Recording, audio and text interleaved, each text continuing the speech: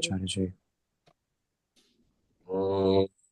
सदाशिवसमारम्भाम् Acharya-Madhyamam आचार्यपर्यन्ताम् Acharya-Paryantam वन्दे Guru गुरुपरम्पराम् Paramparam. ॐ Om सहनाववतु Bhavatu सहनौ Sahano भुनक्तु Bhunaktu वीर्यं Saviriyam कर्वावहै Bhavavai तेजस्विनावधीतमस्तु मा Tejasvinavadhitamastu विद्विषावहै शान्तिः Om शान्तिः Shanti शान्तिः Shanti Shanti ॐ तत्सत् ॐ शिवाय good morning Om Shivaya. Shivaya, good morning. Good morning, sir. So we will continue with where we left off. We had finished the 18th mantra of chapter 18th sloka of chapter 13. So we are on the 19th sloka. We will chant. Shri Bhagavanuvacha श्रीभगवानुवाच Prakritim Purusham Chaiva प्रकृतिं पुरुषं Purusham चैव Chaiva Vittadhyanadhi Ubhavapi विद्यानादि उभावपि Bhavati Vikaramscha Gunamschaiva विकारांश्च Gunamchaiva Viddhi Prakriti Sambhava. Vritim Prakriti Sambhava. प्रकृतिसम्भवान् Okay. So, in the introduction to this sloka, Shankara points out that in the seventh chapter, there were two types of Prakriti discussed of Ishvara, Para Prakriti and Apara Prakriti. And this is, and he connects Kshetram and Kshetrajna to those two words. So he says, Kshetram is Apara Prakriti, and Kshetrajna is Para Prakriti. In this way, we should understand. So Prakritim Purusham Chaiva has to be understood as Kshetra, Kshetrajna Chaiva. Okay. Now, he also adds a note saying that this mixture, Prakriti Purusha mixture, the Mishram, that alone is called Ishvara.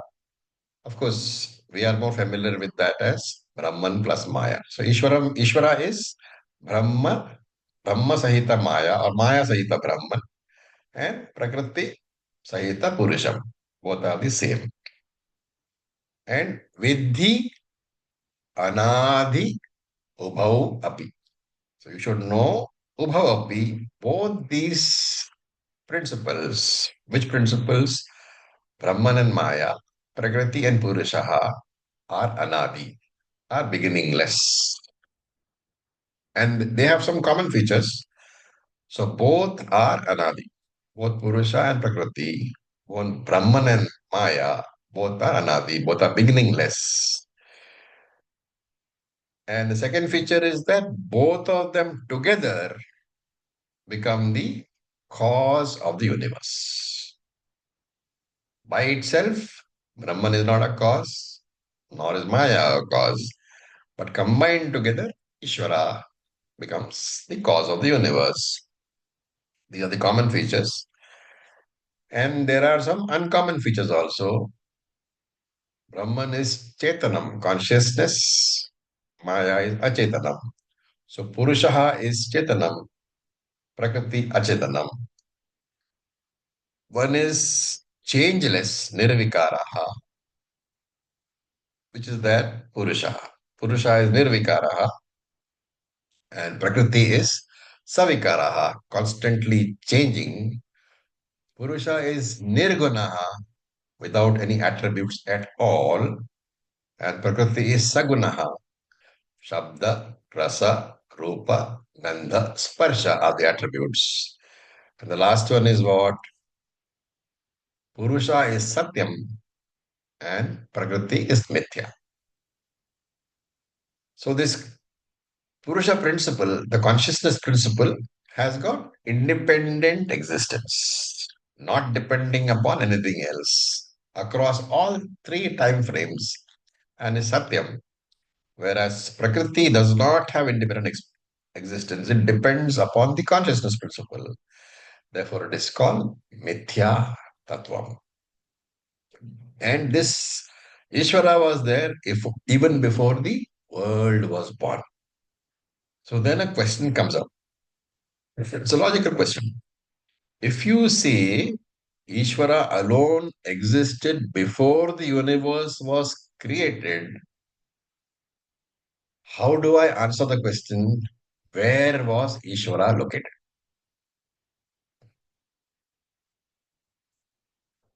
Remember that before creation, even space is not there. Space comes only after creation. And therefore, how can you talk about the location, sorry, location of Ishvara in the absence of space? Therefore, before Srishti began, before the universe began, remember that even the concept of space cannot be thought of. And if I cannot talk about space, then how can I talk about location? Right? This is the idea. Therefore, Purusha, the Chetana Tattvam, will always remain the same. Before creation, during creation, after creation ends, that Purusha, that Brahman, that Atma is Nirvikaram. It is changeless principle. So that's why we saw in Bhagavad Gita, na jayate mriyate va kadachit nayam bhutva bhavita va na bhuyah ajo nitya shashvatoyam puranaha nahanyate anyamane sharire. So if this changeless principle does not undergo any change, how can the universe emerge? Because birth of anything, creation must be accompanied by change. Therefore, since the Purusha Tattvam does not undergo any change, since Brahman does not undergo change, the change must be occurring where? In the Prakriti, in Maya only. And he talks about that over here. At the time of creation, what happens? Vikaramsha gunamshaiva vidhi prakriti sambhavan. Vikara means all products, all karyams. So what is the first product?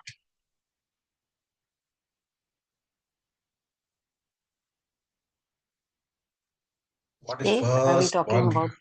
about Exactly. space? Akasha is the first product. So Akasha downwards. Vikara means all products, all karyam starting from Akasha downwards. Vidhi prakritihi sambhavan. Know that they are born from prakriti, from Maya itself. And gunam, because all come from Maya, all the products will have the three gunas, which is Maya itself. And then Shankara writes in his commentary about something very interesting. How do these three gunas express themselves in the human? He says Sukha, Dukkha, Moha, Pratyaya. As thoughts, Pratyaya, which are in the nature of Sukham, that is, which guna is that? Sattva guna. Which are the nature of Dukkham, that is Rajas guna. And which are in the nature of Moha, delusion, that is Tamaguna. So all these three gunas, they find expression in the human being as happiness, sorrow, and delusion. Okay, now this Prakriti, that matter, Maya, it evolves into the universe. From Karana Avastha, what are the stages? Karana Avastha, the causal stage, Sukshma Avastha, the subtle stage, and Sthula Avastha, the gross universe. So initially, remember, Sukshma Pancha Mahabhutani are born from Prakriti. Right? We have seen all this in Tattva. First, the Sukshma Pancha Mahabhutani are born. Then it undergoes a process. What is the process called? Panchikaranam. Post process, it becomes Sthula Pancha Mahabhutani. And these are what they are called Bhautikani, elementals, which are basically the combination of the five subtle elements caused by the process of Panchikara. And then the entire universe, the mountains, the stars, the planets, everything emerges. That is called Bhautikam. Bhautikani is the combination of the five subtle elements. Bhautikam is the combination of the five gross elements. So whatever you see is Bhautikam. The cause for that, the subtle elements, that is the Bhautikani, the Panchabhutani, which have combined. Right? Okay. Now, if you look at it, you can look at it in two ways. When you say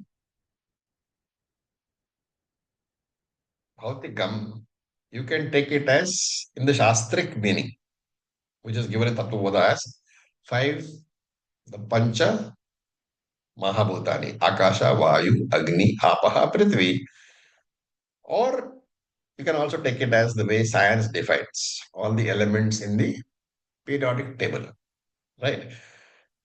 And therefore, this body of ours, it is Prakriti, it's matter. Therefore, it is born of Prakriti. And the body is constantly changing, savikaram. Therefore, the body has to be a product, karyam of Prakriti. Similarly, the mind also has to be a product, karyam of Prakriti. Remember that mind also changes every day, 10 times a day it changes.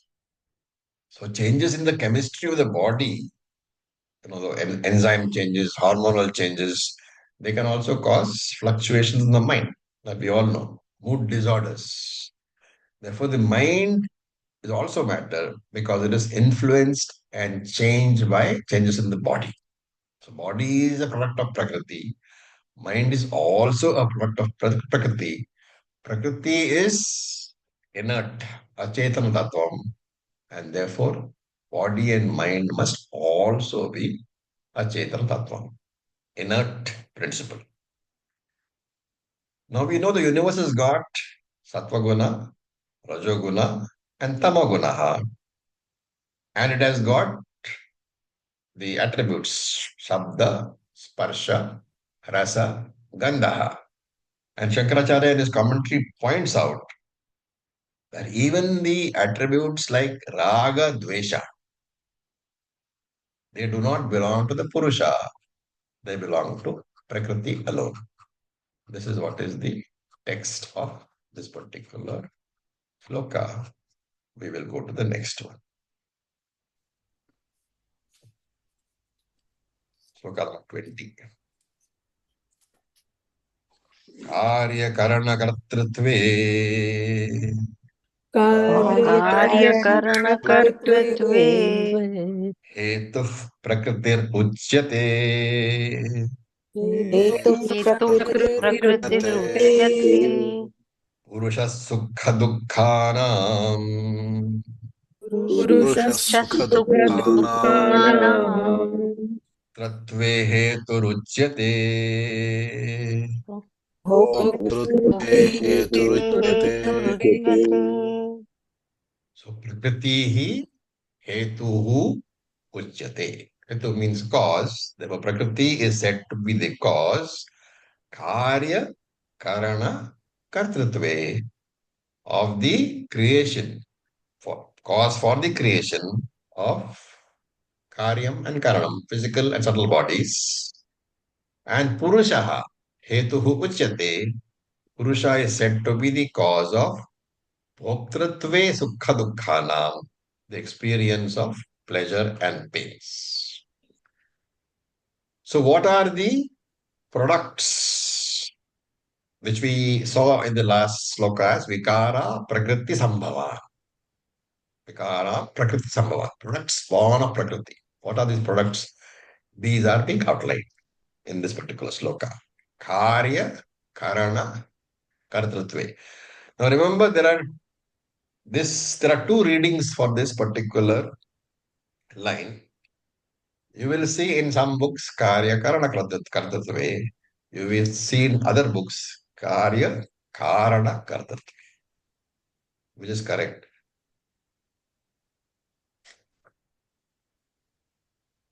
Karan? Karan. Well, Shankara takes both these readings and comments upon them so that we understand properly. Right? Let's look at the first reading. Karya Karana Kartatve. Karya means what? Product. What is the product? Shariram, the body. Karanani. Karan means what? The instruments inside the body. So, what are the instruments inside the physical body? Heart and mind? Mind? Mendrias. Recall Sense. Tapabodha. There are 17 of them Hmm. or 19 of them, depending upon how you count. What are they? If you're counting 17, what are they? Panch Jnanendriyas, Jnanendriya. Karmendriyas, Panch Jnanendriyas. Pranas, Mana and Buddhi. Manabuddhi. And if it's 19, then you're adding Chitta Man, buddhi, Ahankara. chitta, and ahankar. Right? So there are 17 or 19. Remember also that there is, in some books, you will say there are 11 instruments, which are what? Pancha Jnanendriyani, Pancha Karmendriyani, 10 plus 1 Antakaranam, 11. So there are some books which also give the Karanam as 11. What is the logic here? Pancha Prana are not considered in this 11. Why so? Because the logic is that the Jnanendriyanis, the Karmendriyanis, and the Antakaranam, they are instruments for transacting with the world. But Panchaprana is not for transacting the world. Panchaprana has a different nature. What is that? They are meant to keep the body functional. And hence they are different from Indriyas. So in this, in this what you call count, we have seen 11, we have seen 17, and we have seen 19. So we would expect that Shankara takes one of these, right? But Shankara doesn't. Shankara takes the number as 13.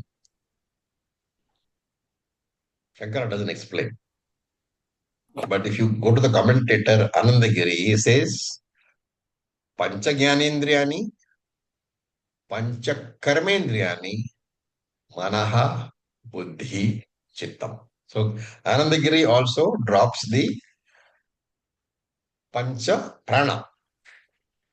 But Anandagiri doesn't take Ahankara. He says Pancha Jnanendriyani 5, Pancha Karmendriyani 5, Mana Buddhi Chittam 13. He does not count Ahankara. Why does he not count Ahankara? Can you think of it logically?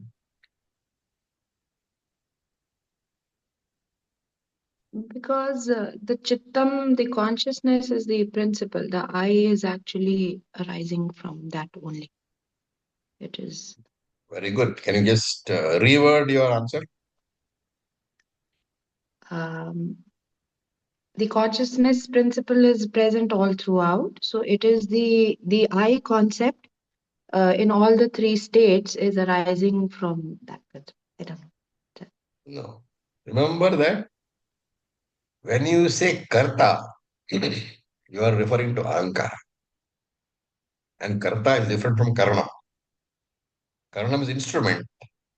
Karta is the one who decides to use the instrument. So Anandagiri says, by using that logic, Ahankara should not be counted in the tools. Why? Because it is the Karta, not a Karna. And therefore, 5 plus 5 plus 3. Mana Buddhi Chittam, he excludes Ahankara. Okay, so that is the number that Shankara takes 13.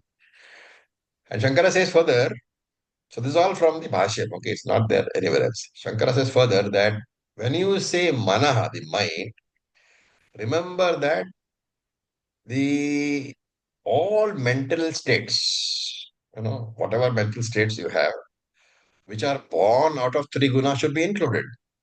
And those mental states, because they are born from three gunas, and because three gunas are born from Prakriti, you can also say that those mental states are born from Prakriti. Therefore, three gunas are also included in the Karanam. That is the logic. Because gunas are located where? In Sukshma Sharira. So, Karya and Karanam have been defined. The third word is what? Kartrutve. Kartrutva means in the activity, that means in the creation. With regard to the creation of Karya and Karana, so Karya, Karana, Kartrutve means with regard to the creation of the Karyam and the Karana. Prakriti hetu uchyate. Prakriti is said to be the cause. Thus, Shankara adds further here. Since Prakriti is the cause, in this manner you have to understand that by being the cause of the body and the indriyas, Prakriti is also said to be the cause of samsara. It's a very, very, very beautiful argument. Prakriti creates indriyas, creates the shariram, the body also, the mind also. And since it is samsara is there in the mind, and mind is created by Prakriti, therefore you can say that Prakriti is also the cause of samsara. Right? What about Purusha? Does Purusha have any part in samsara? What is the answer?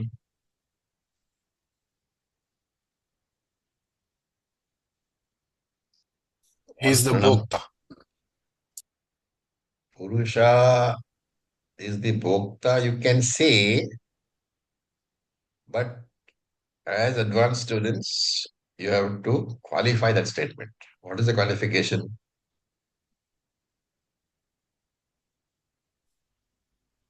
The Bhokta with OC. the Akartrutva. No, the OC, the OC, which means the unenclosed consciousness, has no samsara.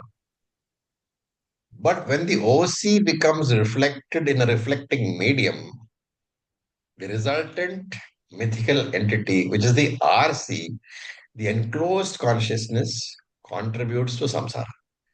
Therefore, Atma contributes and does not contribute to samsara. How? Or Purusha contributes and does not contribute to samsara. How? Depending upon what is the context. As OC, it cannot contribute. As RC, it is a contributor. And therefore, he says, Purushaha sukha dukkhanam bhoktritve hetu ruchyate. This Purushaha, to be understood as what? As the enclosed consciousness, as the RC. The RC becomes the bhokta, not the OC. This RC is called Jivatma or Purushaha. Right?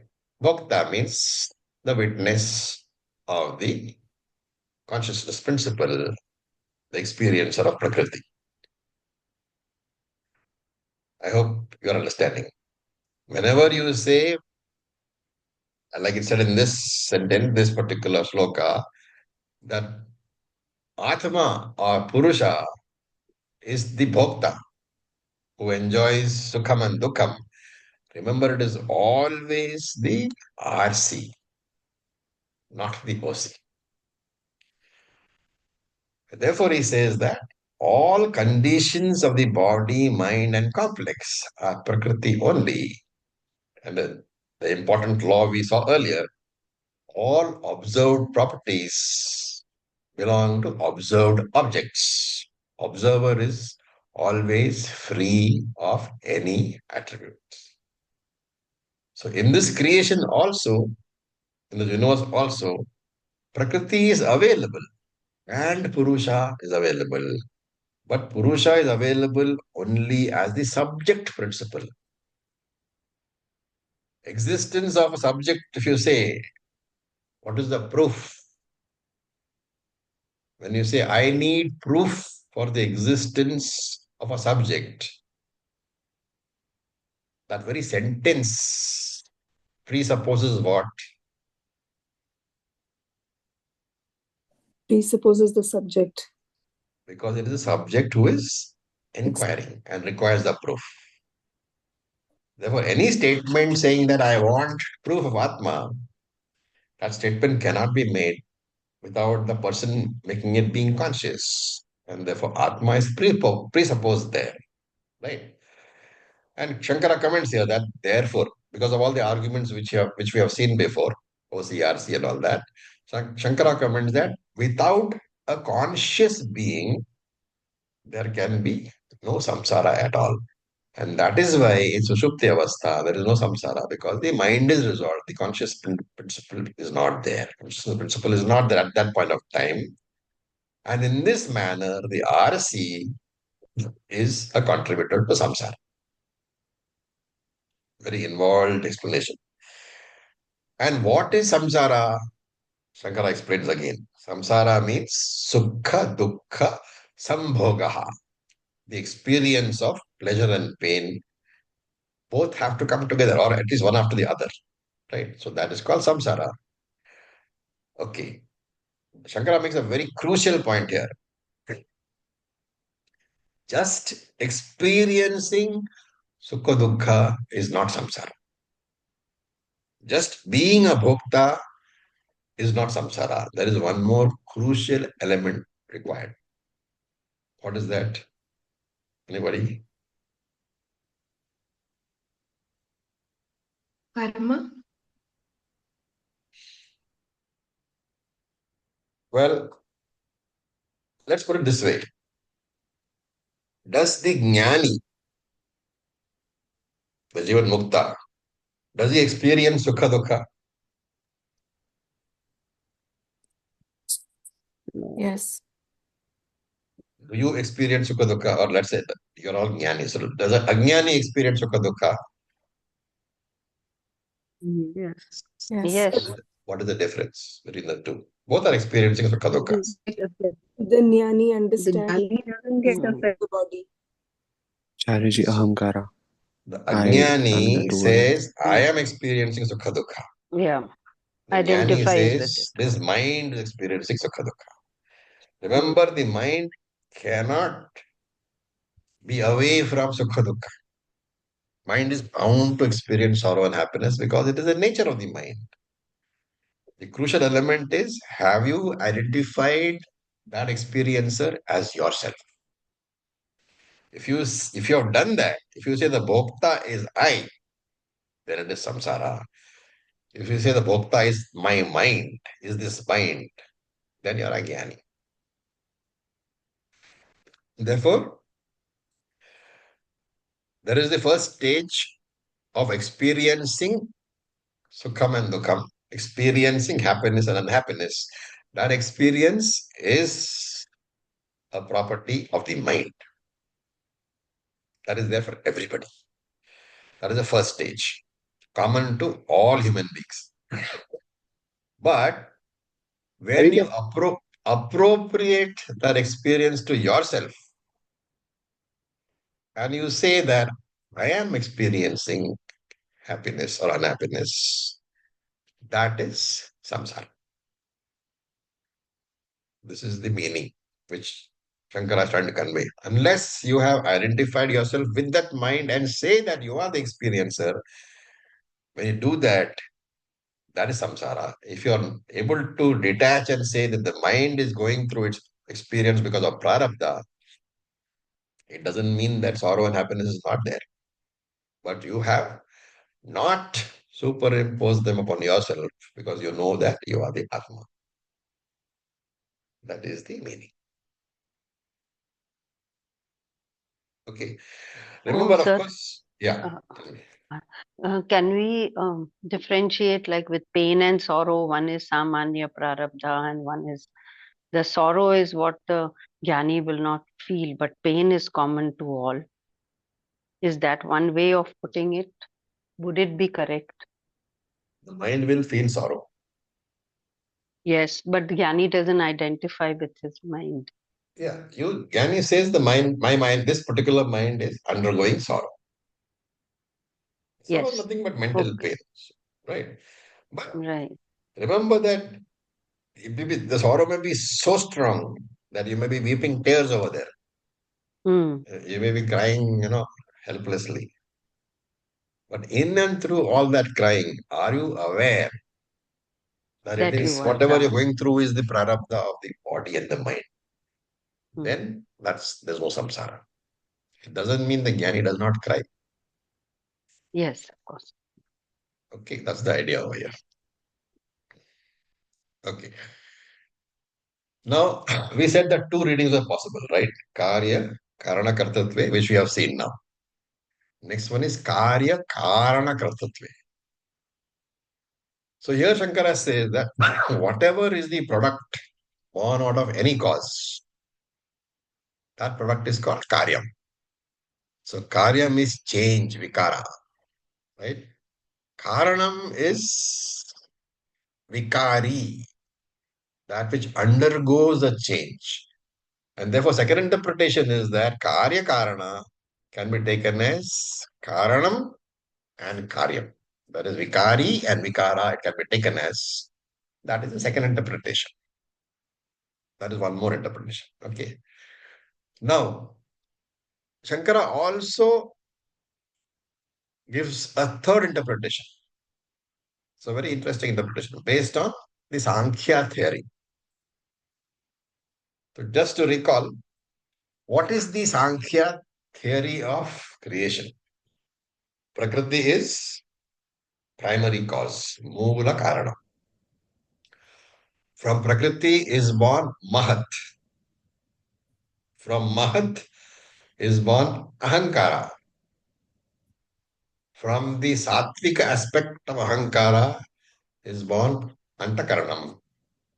From the Rajasika aspect of Ahankara are born the Indriyas, Dashendriyas, 10 Indriyas. And from the Tamasika aspect of Ahankara is born the what? Tanmatras. Tanmatras, Pancha Sukshma Bhutani. And from Pancha Sukshma Bhutani are born what? The Pancha Sthula Bhutani. Okay. Now, I've got a small chart. Let me send this out to you so that you can see it while we discuss. I should have sent it earlier. Okay.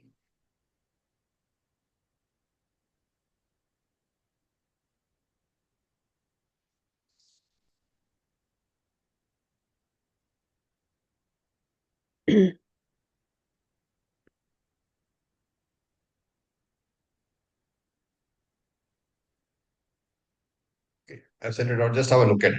Okay. It's in your group, BG5 group. Can everybody see it? एक बारी पहले भी दिखाया था Yes, ना? Acharya ji. You can see it, right? Yes. So, now there are 24 tattvams, and you can divide this, you can see this in this particular chart. The first one is Prakriti, which is Mula Karana. For this Prakriti, there is no Karana. It is a Karanam-less tattva. It has no cause itself. Why so? Because Prakriti in Sankhya is independently existing. It has no cause. So Prakriti is one. Now Mahat, Ankara, and Sukshma Bhutani. If you see Mahat, Ahankara, and Sukshma Bhutani, Mahat has got a product. What is that? Ahankara. अहंकार. Ahankara. Ahankara has got a product. What is that?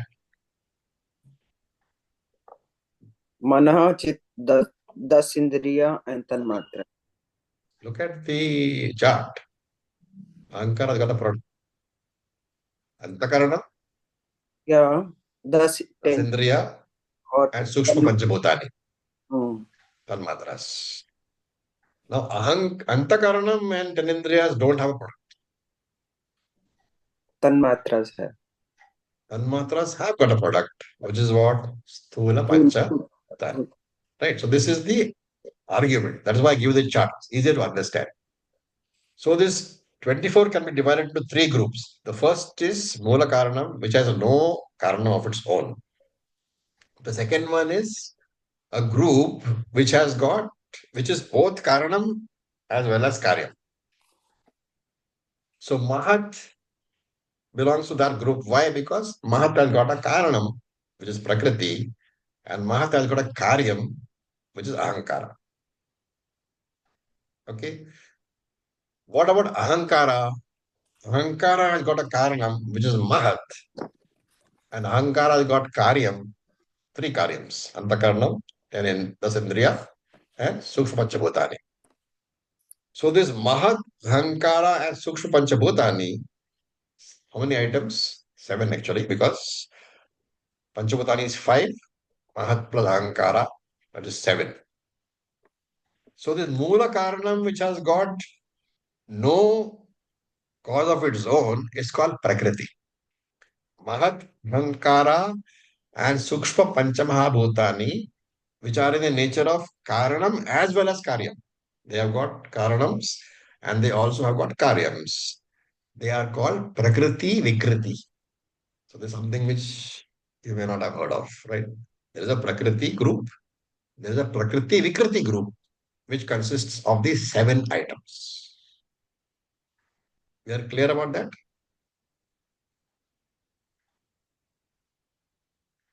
It's important to understand that. Okay. Then, Sir, Ravi ji, can I? yeah. This Karanam is Karya is Karanam is Vikari, you said, right? Yeah. Karanam is Vikari. And Karya. This Karam is Vikara, the product. Okay. Okay. But here we are looking at 3 groups. The first group is which has no Karanam, that is called Prakriti. Second group is those items of the chart which have got both Karanam and Karyam. That is Mahat, Ahankara, and Sukshma Panchamahabhutani, the Tanmatras. They are called Prakriti Vikriti. They are 7 in number. 5 Panchamahabhutani, Sukshma, and Mahat and Ahankara. And the third one is 16 items. Third group is 16 items, which is what? Antakaranam, which has got Karanam, but no Karyam. Dasendriyas, which have got Karanam, but no Karyam. How many are there? Antakaranam 1, Dasendriyas 10. So 15. What else is there which has got Karanam but no Karyam? Sthula Bhutani. Sthula Panchabhutani, 5 more. Therefore, 1 plus 5 plus 5 or Vikriti. Okay. So, Antakaranam, Dasendriyani, Sthula Panchabhutani is called Vikriti. So, the 3 groups are there. Mula Karanam, Prakriti, 1 group.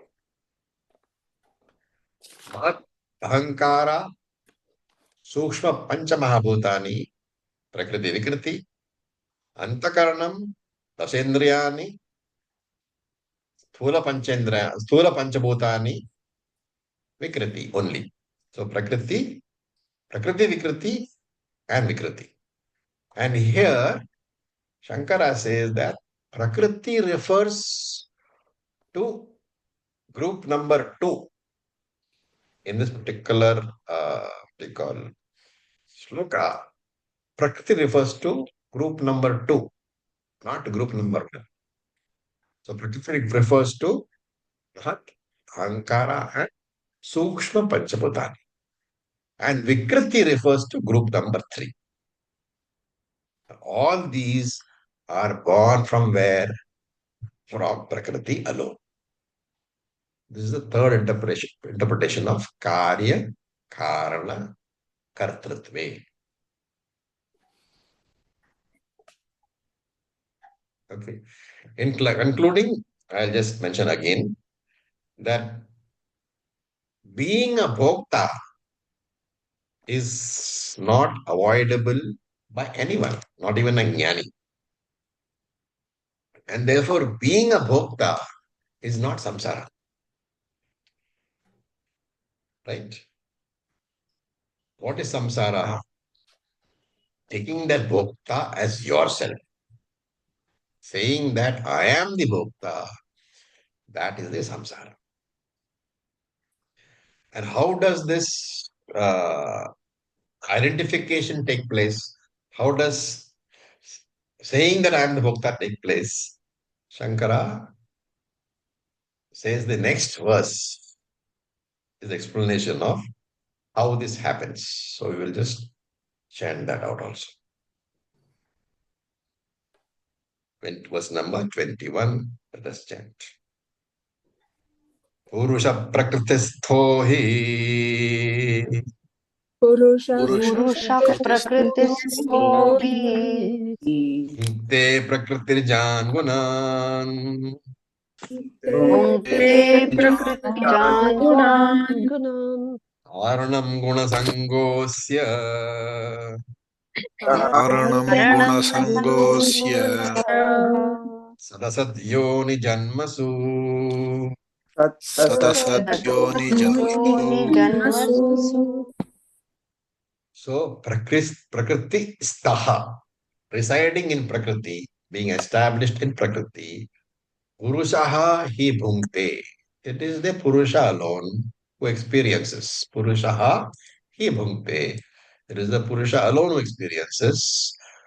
Gunan prakriti jan. All the gunas born out of prakriti and guna sangaha, attachment to the gunas. Karanam is the cause. Asya sat asat yoni janmasu. So sat yoni janmasu, birth in superior wombs. Asat yoni janmasu, birth in inferior wombs. Okay. So to recall what we said in the last sloka, having emotions does not cause samsara. Claiming that these are my emotions, that claim is what? It's a conclusion by the intellect that these emotions are mine. So, this conclusion which we make intellectually of saying that the emotions are mine, that is the problem. So, problem is not at the level of experience, because experience you will definitely have. Emotions will definitely be experienced. But can you avoid saying that I am experiencing the emotion? That conclusion saying that these emotions belong to me, that is the cause of samsara. Therefore, we said experience is not samsara, but the conclusion that the experience is mine, that is samsara. And therefore, remember, Vedanta will never be able to change any experience that you have. How does Vedanta work? It shows you that the conclusion which you have made, that the experience is mine, that conclusion is false. It's a delusion.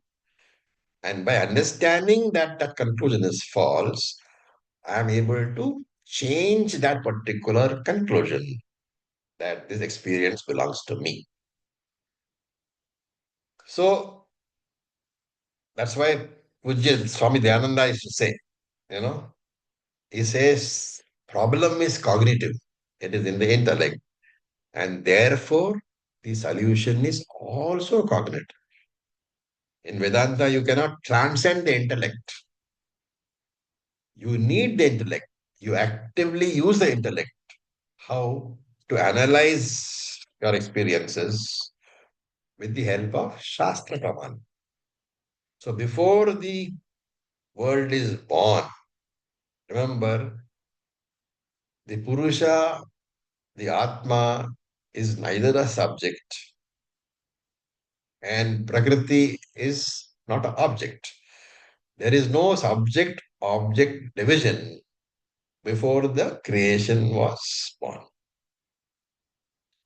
When does Purusha get the status of subject? When the object is born.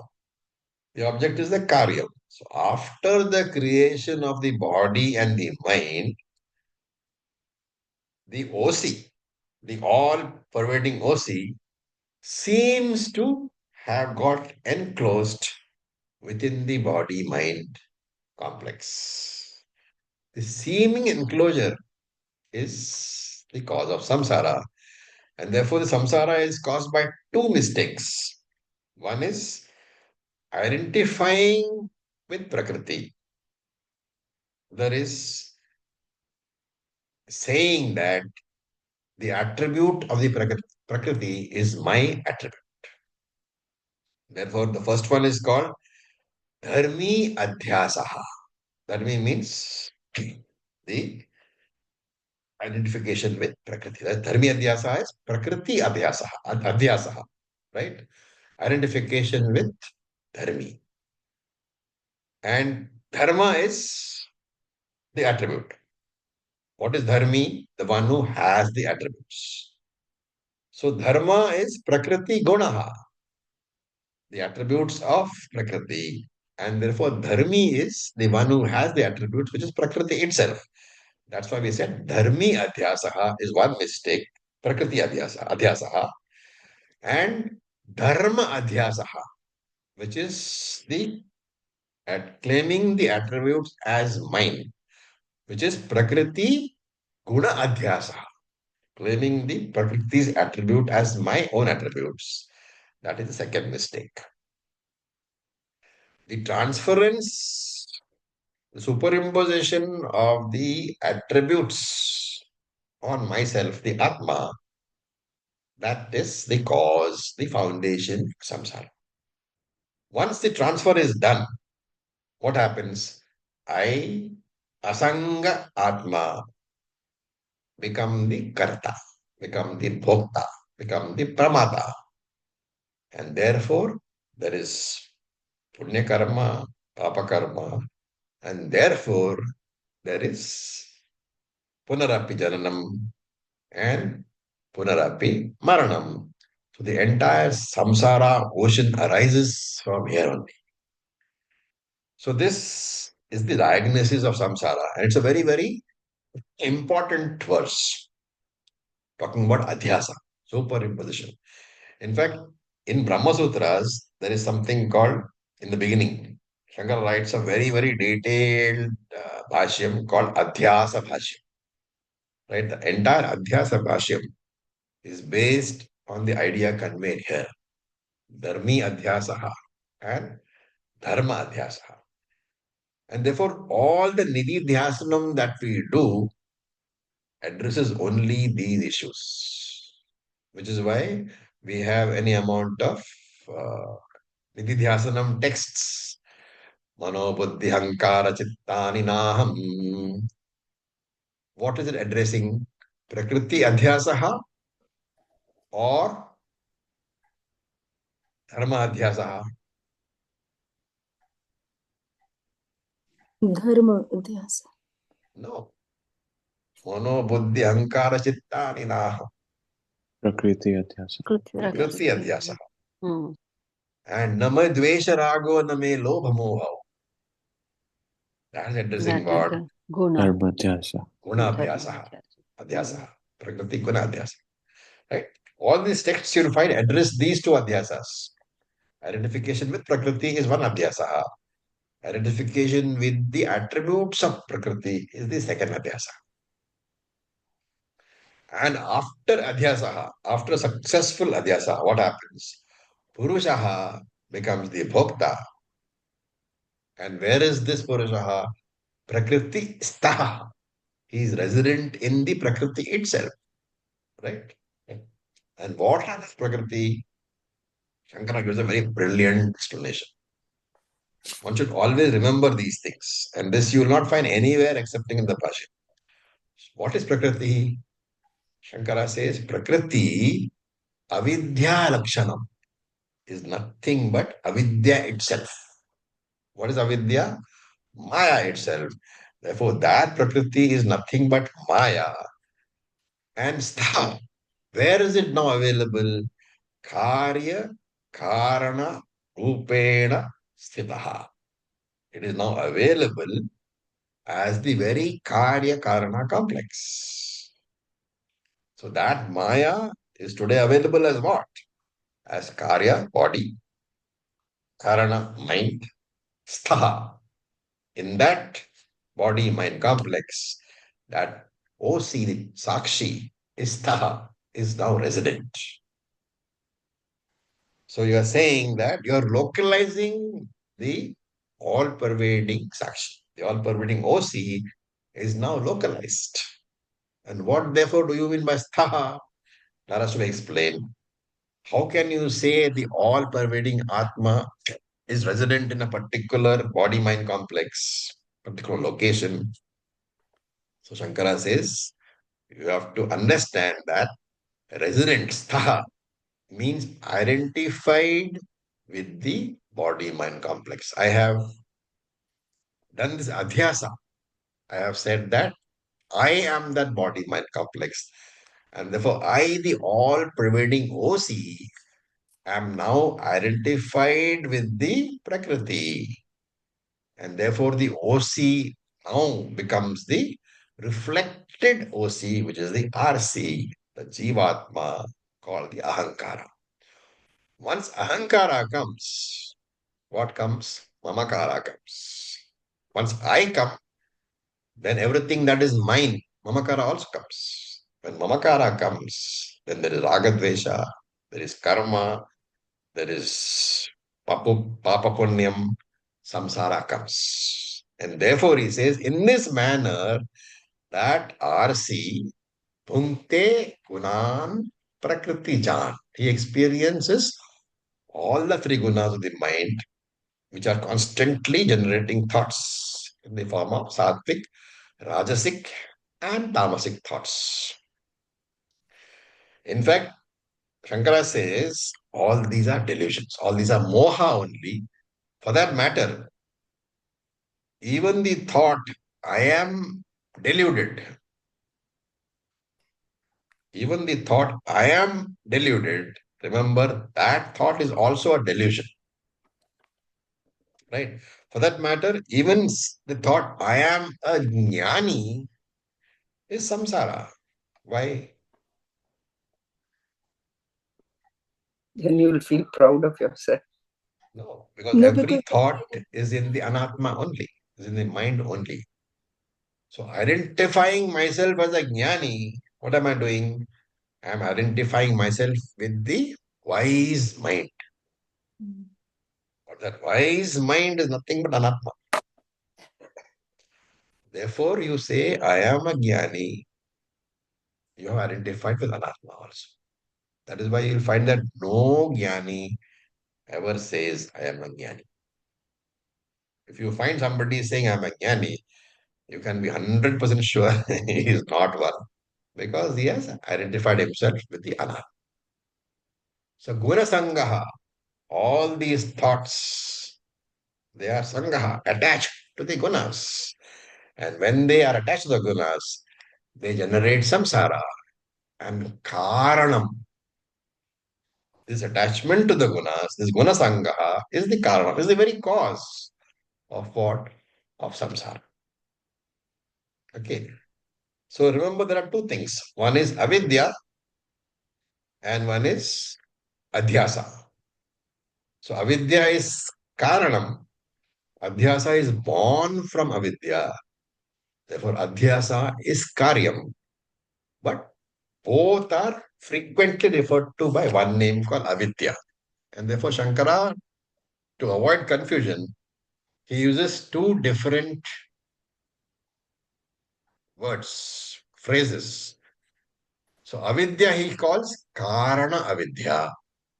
Adhyasa he calls karya avidya.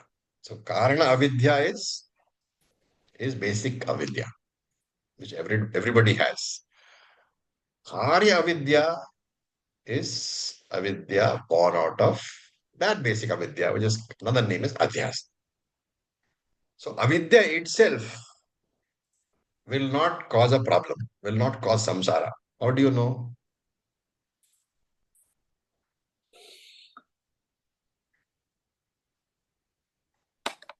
In Sushupti Avastha, there is avidya. There is no samsara. Resolvement. There is no samsara. You are not troubled in Sushupti Avastha. So Sushupti Avastha, you are free of samsara. It's only in waking and dream states there is samsara because there is adhyasa. So pure avidya does not cause samsara. Only when the avidya is accompanied by its product, adhyasa, that is karya avidya, then only samsara is born.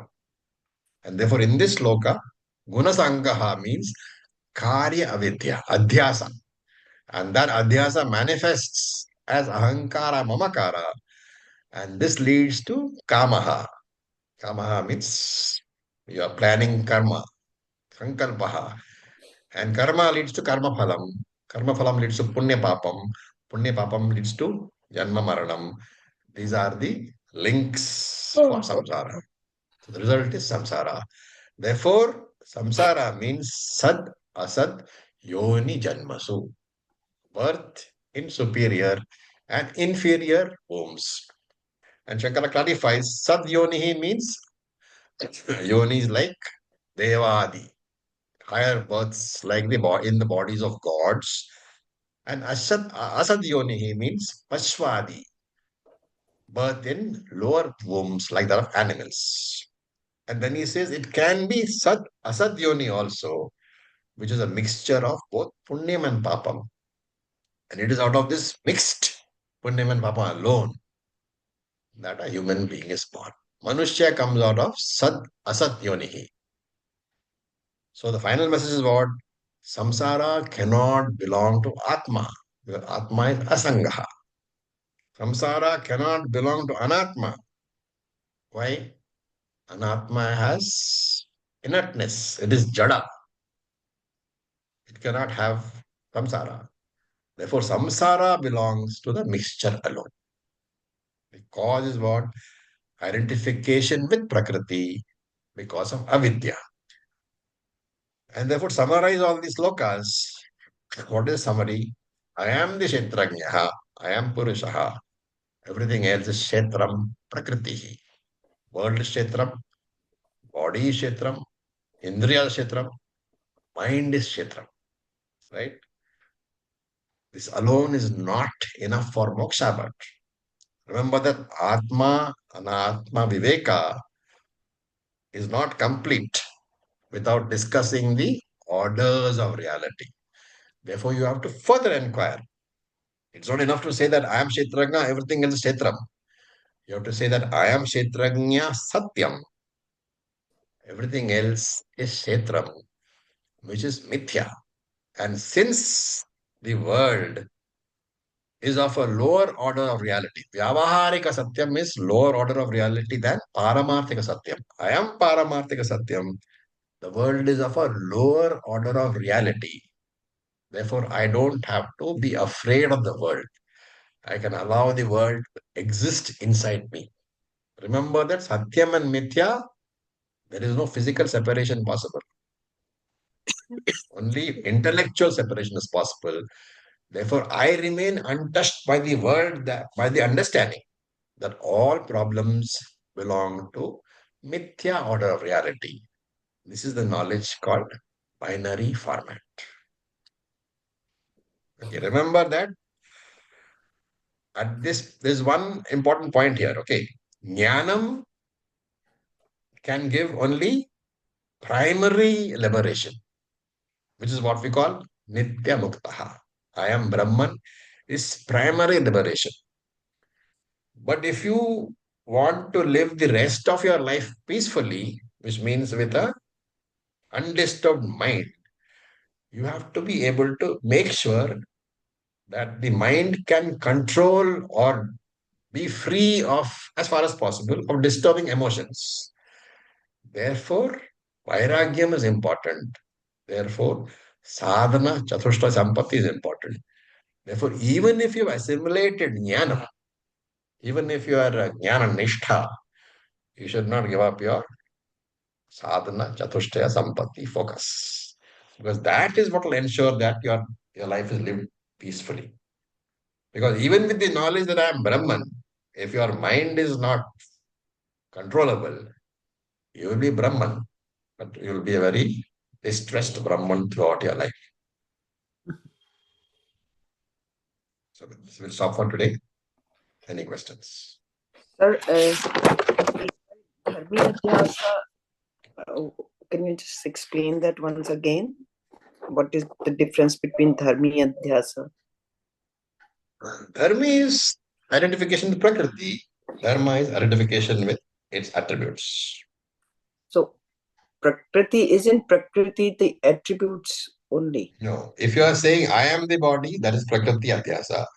If you are saying the sorrow is mine, that is Dharma Adhyasa. So, Prakriti is the body. Yes, Prakriti is the body. Acharya ji, Yes. you have explained very nicely. I mean, the question that I had asked Tanmay Mayaji yesterday, almost it is answered today again. I would like to ask you one more thing. You said you should keep in mind that you are Brahman, but yet at Vyavharik level, you have to perform your duties or be what you are. But then I want to ask, when we pray, when we go to a temple, or when we do that mantra japa or puja, so at that time we have to see two Advaita, Dvaita, it becomes Dvaita again. That confusion comes to me many. It depends on your state of mind. If you Okay. are assimilated jnanam properly, Okay. you are not going to pray for anything for yourself. Right.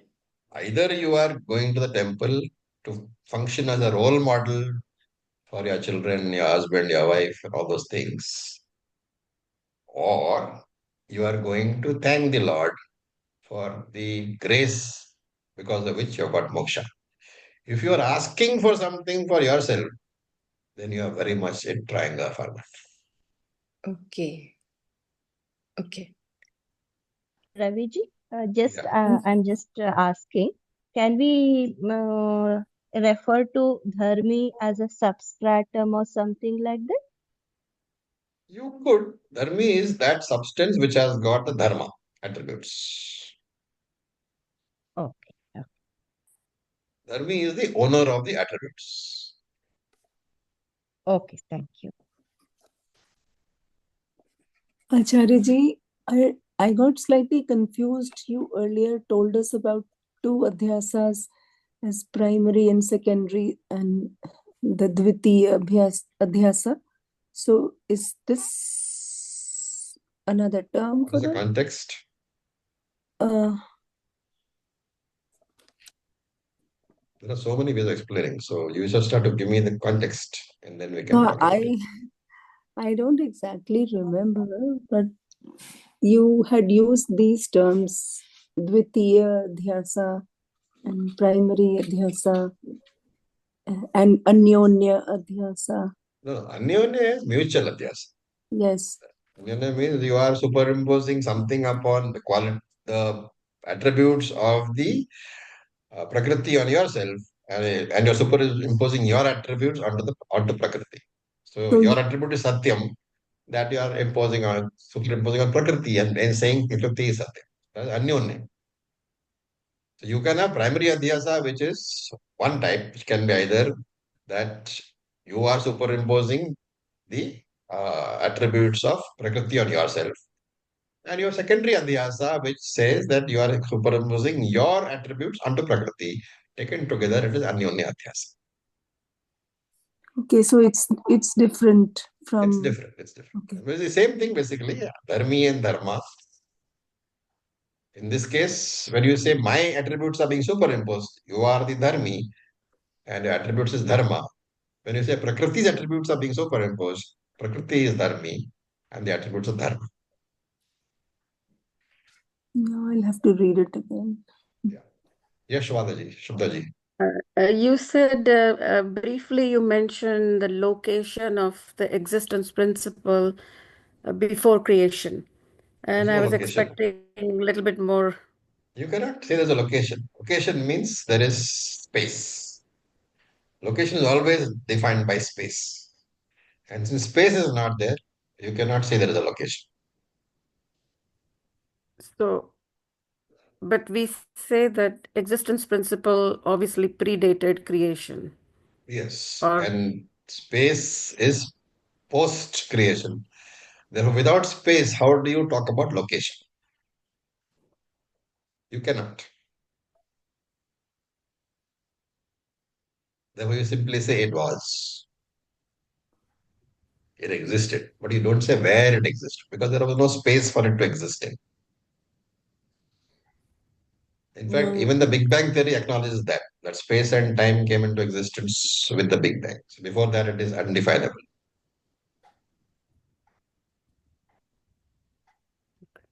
thank you. Okay. Thank you for your patience. With this, we'll stop today. Om Purnamadav Purnamidam Purnat Purnamudachyate Purnasya Purnamadaya Purnameva Vasishyate Om Shanti Shanti Shanti Om Tat Sat Om Namah Namah Shivaya. Shivaya. Thank Thank you for you. your patience. Namo. Thank you so much. Acharya ji.